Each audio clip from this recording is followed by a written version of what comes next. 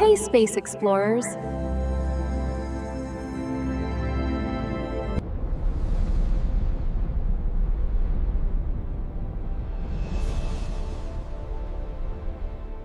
It was a cold October night in 1957. Beyond the silent forests of the Soviet Union, in a remote launch base shrouded in fog, a group of engineers stood waiting, their eyes fixed on the dark sky. Among them was Ivan Petrov, a young technician with trembling hands and a heart full of dreams. He had spent countless nights tightening bolts, checking circuits, and whispering small prayers to the little sphere they had built, a shiny metal globe they called Sputnik 1. At precisely 24:28, the countdown began. 3, 2, 1. A blinding flash tore through the night as the rocket's engines roared to life. The ground shook, the air filled with fire and thunder. And then silence. The rocket was gone, leaving only a fading trail of smoke and a sky full of stars. For a long moment, no one spoke. Then, through the static of the radio, a sound emerged, faint, rhythmic, alive. Beep, beep, beep. Ivan froze. His eyes widened, tears forming in the corners. "That's it," he whispered. "It's talking to us." Above the clouds, Sputnik was circling the Earth, the first artificial satellite in human history. That tiny metal sphere, no larger than a beach ball, had just changed the course of humanity. News of Sputnik's launch spread across the world like wildfire. In the early hours of the morning, radio stations from Moscow to New York crackled with excitement and fear. People stepped out into the night, eyes scanning the heavens, wondering if they might catch a glimpse of that tiny blinking dot moving silently across the sky. For Ivan, sleep was impossible. He sat by the window of his small apartment in Korolev, his radio humming with static. Every few seconds, the signal returned. Beep, beep, steady, calm, eternal. Each pulse felt like a heartbeat, not just of a machine, but of a new era. His wife, Anya, entered the room, wrapping a shawl around her shoulders. "You haven't slept," she said softly. Ivan smiled faintly. "How can I? We did it, Anya. It's up there, above everything." She sat beside him, following his gaze toward the night sky. "It's just a little ball," she said gently. Ivan shook his head. "No, it's more than that. It's proof that we can reach beyond ourselves." Outside, children pointed to the stars, their parents whispering stories of rockets and distant worlds. In America, scientists hurried to their laboratories, politicians called for meetings through the night. The race had begun, a race to the stars. But Ivan wasn't thinking of politics or rivalry. For him it was something simpler, the wonder of knowing that somewhere above, a human-made star was flying free. He placed his hand on the window pane and whispered, "Keep going, little one. Show them what we can do." Weeks passed, and the world was no longer the same. Newspapers printed bold headlines. "Man reaches for the stars." "Soviets launch satellite into orbit." And in every cafe, school, and government office, people spoke of one thing only: space. In Washington, scientists and generals debated late into the night. If the Soviets could launch a satellite, what else could they send? Missiles? Cameras? People? The space race had officially begun. Meanwhile, in Moscow, Ivan and his colleagues were already back at work. The celebration had been brief, a few toasts, a few tears, and then came the next challenge. Their new project was even more ambitious, not just to send a machine into orbit, but to send life. One morning, as Ivan entered the hangar, he noticed a small cage near the workbench. Inside was a stray dog with bright, curious eyes and a wagging tail. A small tag read, "Laika." "She's the one," said a scientist beside him, "our brave traveler." Ivan knelt by the cage. He extended his hand, and Laika pressed her nose against his fingers, trusting, unaware of what awaited her. Ivan's throat tightened. "You'll go higher than any of us ever will," he whispered. Days turned into nights filled with calculations, welding, testing, and silent prayers. The men and women of the Soviet program worked as though possessed by the stars themselves. Finally, on November 3, 1957, they gathered again on the launch pad.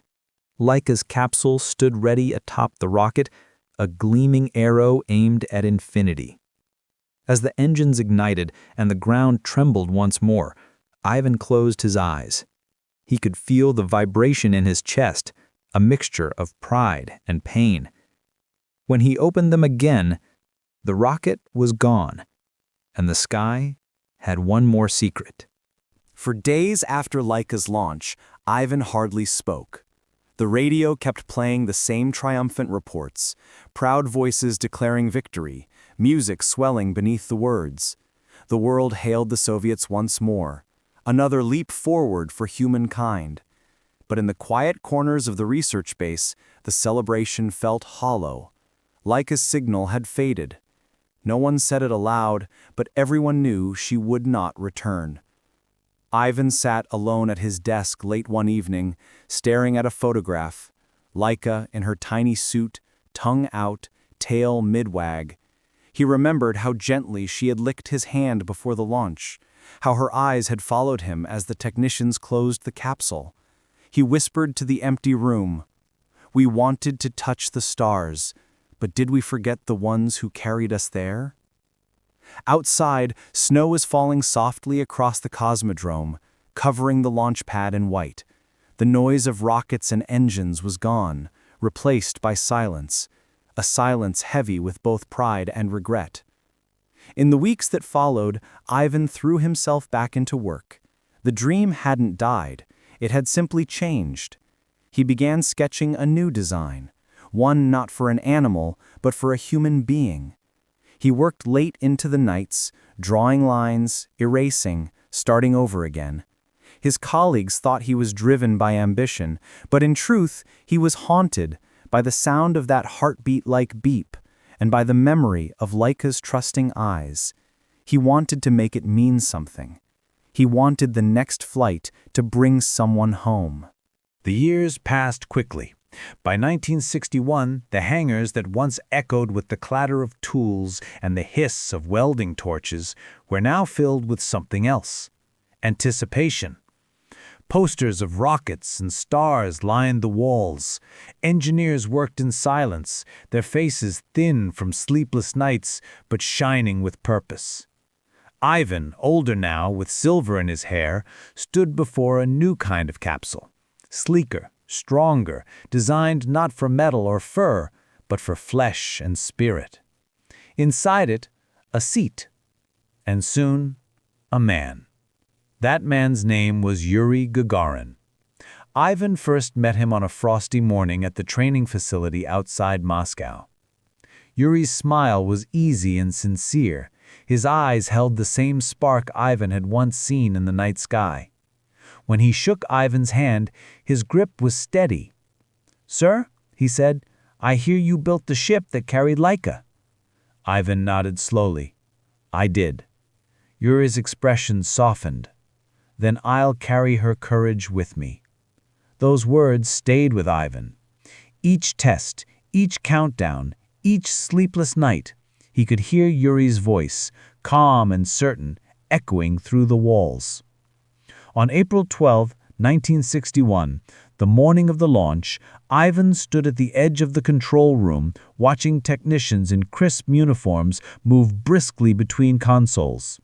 Yuri, suited up and ready, walked past him toward the elevator that would carry him to the rocket.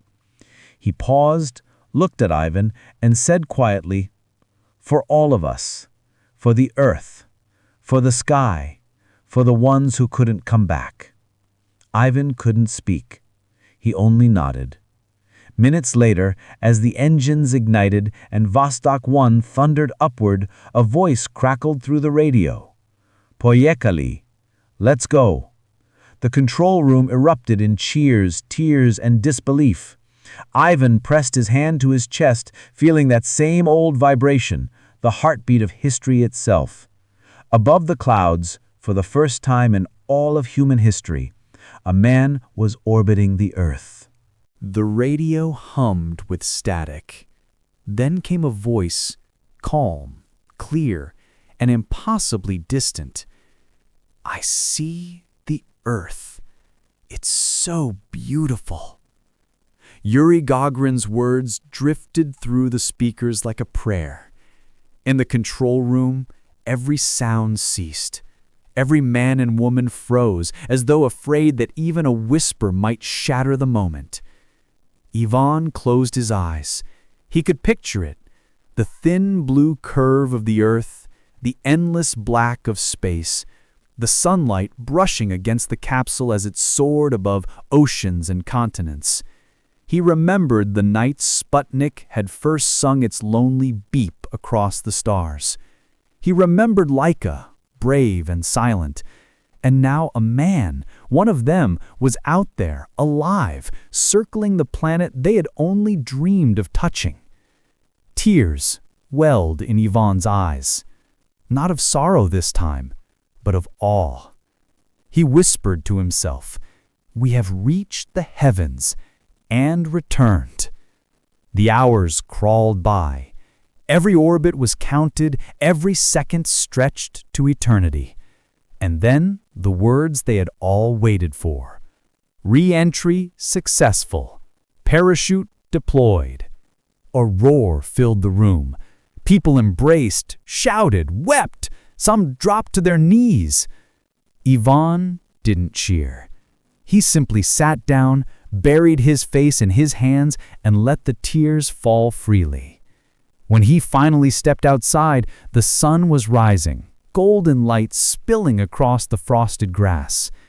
He looked up and saw a pale crescent of the moon hanging above the horizon.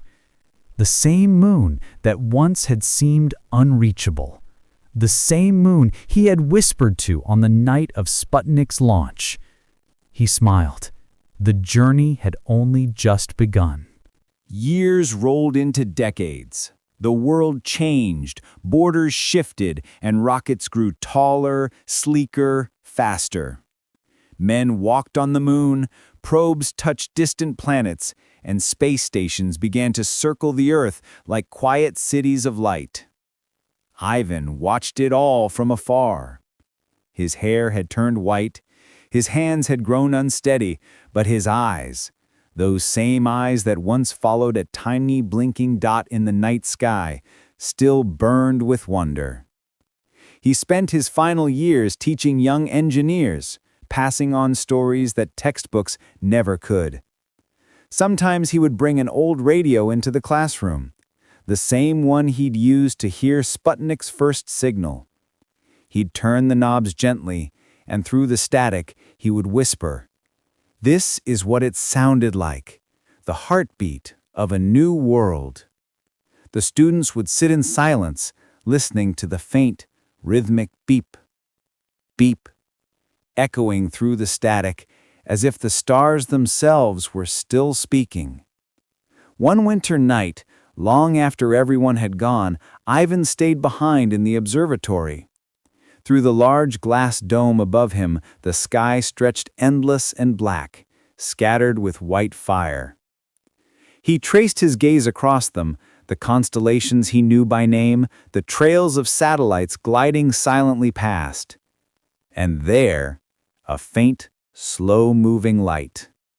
Just another satellite, maybe, or perhaps the same one that started it all. Ivan smiled faintly.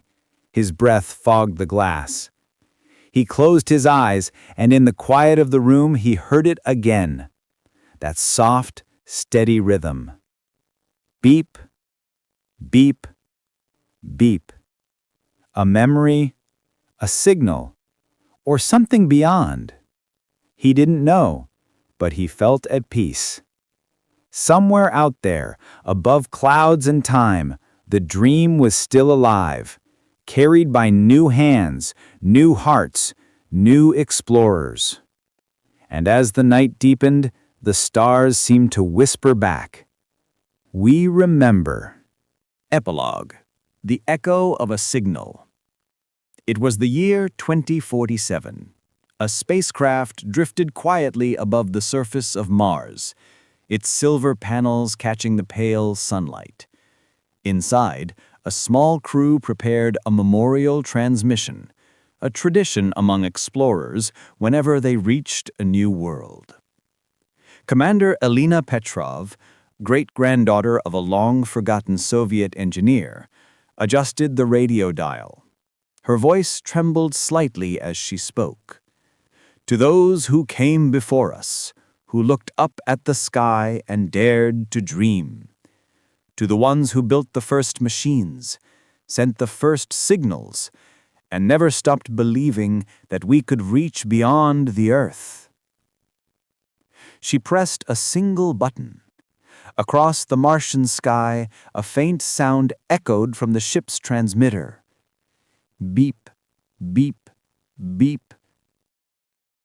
The same signal that had once left Earth 90 years ago. The sound that started it all. Far below, the red desert stretched endlessly, silent and vast.